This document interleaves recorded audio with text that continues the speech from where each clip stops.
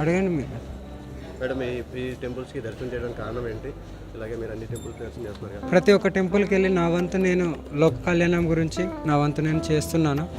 పెద్ద పెద్ద హోమాలు యజ్ఞాలు కూడా జరుగుతున్నాయి. నైట్ 12కి మొదలై పొద్దున తెల్లారుజామున 4 వరకు పెద్ద పెద్ద హోమాలు చేస్తున్నాను. లోక కళ్యాణం చేయాలనే సంకల్పంతోనే బయటకు వచ్చాము. అదే చేస్తున్నాను, చేయబోతాను కూడా. ఎన్ని గోహత్యలు జరిగినా, ఎంతమంది ఆడపిల్లల మీద అఘాయిత్యాలు జరిగినా, గుళ్ళు ధ్వంసాలు చేసినా నా పోరాటాన్ని మాత్రం ఎవరు ఆపలేరు కూడా.